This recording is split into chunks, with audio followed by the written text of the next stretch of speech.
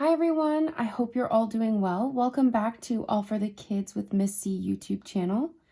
Like I said, I hope you guys are all doing well, staying safe and healthy. Today we're back with part 4 of our Geronimo Stilton book called Lost Treasure of the Emerald Eye. We were just getting to the parts in parts 1, 2, and 3 where we were starting our big voyage to find the lost treasure of the Emerald Eye. So I hope you guys enjoy. If you want to watch parts 1, 2, and 3, the links will be in the description below. Fresh clams, anyone? It was evening and the red sun sat on the ocean like a cherry on top of a piece of cheesecake. Up in the sky, white fluffy clouds of whipped cream floated around. What a delicious view, I sighed. But just as I was beginning to enjoy it, I heard a mouse screaming. Yowie! That rotten stove is trying to kill me!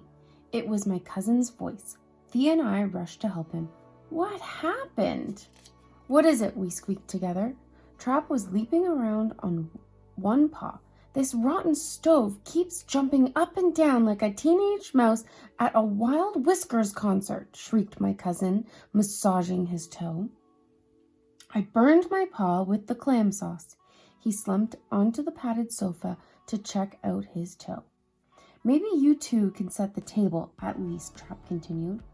While you've been up on deck enjoying the fresh air, I've been busting my tail down here. He closed his eyes and yawned. Must I do everything? I gave the clam sauce a good sniff as Thea mixed it into the pasta. Now I know why in medieval times they poured boiling oil on their enemies from the castle walls, whined my cousin. He cradled his burned paw protectively. Why, Trap, I didn't know you were so cultured, I remarked, filling my plate. My cousin smirked. What culture? I got that from a cartoon on TV, he scoffed. You can find everything on TV, you know. Yes, of course you can, I answered absent-mindedly. I was sniffing at the sauce again. Are you sure these clams are fresh?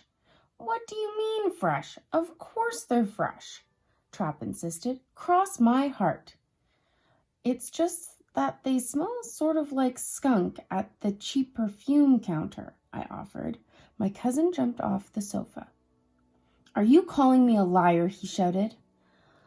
I told you they were fresh as fresh can be. If you don't believe me, fine. I guess you just enjoy hurting my feelings. Thea grabbed a slice of bread and headed for the stairs. It's my turn to stand watch, she chirped, racing away. I hesitated for a moment, then began to eat very slowly. I don't think I'll have any clams after all. I lost my appetite, said Trap, nibbling some of the bread and cheese. At 2 o'clock that morning, I woke up with a horrible stomachache. I dashed to the bathroom, my glasses dangling off my snout. Seconds later, I tripped over the bath mat, banged my snout on the medicine cabinet, and plopped onto the toilet. Suddenly, I had a horrible thought. Could it be the clams that had made me sick? Just then, the bathroom door opened wide. Looking half asleep, Trap peered into the bathroom. Then he covered his nose with both paws. What are you up to? Building some kind of stink bomb? He coughed. Thea, woken up by all the noise, joined us. She sized up the situation in an instant. Spit out the truth, Trap, demanded my sister. Where did you really buy those clams? My cousin was silent. He stared down at the carpet. Well, I bought them in the fish department at the frozen food counter, he confessed with a guilty look. Frozen? I squeaked. But you told me they were fresh clams. Trap stood up straight.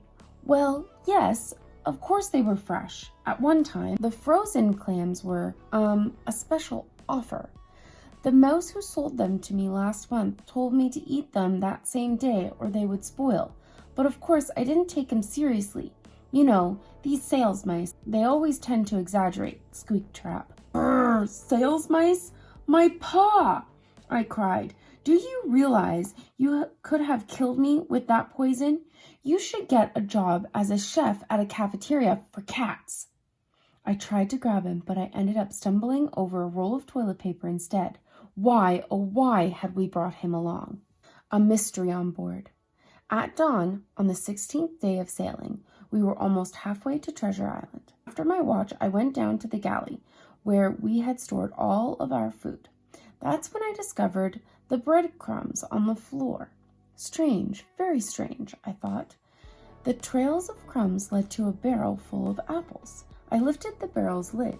Inside, I found 5 chewed up apple cores. Did we have a stowaway on board? I decided not to say anything to the others. Not yet, anyways. If I was wrong, they would make fun of me for the rest of the trip. The next night, when everyone was asleep, I sprinkled some baby powder in front of the kitchen door. Then I tied a piece of thread to the doorknob. Early the next morning, I went down to check, just as I had thought. The thread had been broken. Yep, it sure looked like someone had been sticking their paws in the old cheese bit jar. Then I noticed the paw prints in the powder. How odd. They were very, very small. Could they belong to a dwarf mouse? I decided I had to do something before the little thief ate us right out of houseboat and home. That night, I slept with my lucky baseball bat by my side. It was a present from Slug Rat Jones, also known as Sluggy, an old rat friend of mine who plays professional baseball. If that stowaway came after me, I'll be ready for him. It was 1 o'clock in the morning when I finally heard creaking sounds coming from the kitchen. I put on my glasses, then I grabbed a flashlight with my right paw and the bat with my left. When I got downstairs, the sneaky thief was opening the fridge. I tiptoed towards him and switched on the light. "Aha!" I cried, ready to strike. Then my mouth dropped open. It was my nephew, Benjamin, happily munching on a cheese chew. "Hello, Uncle," he squeaked, flinging his paws around my neck. He kissed me on the tip of the snout. "Aren't you glad to see me?" "But why? But how? But when? I mean, what are you doing here?" I stammered. "I promised to make myself useful," he cried. "I'll sweep the deck, fold your clothes, stack your hats.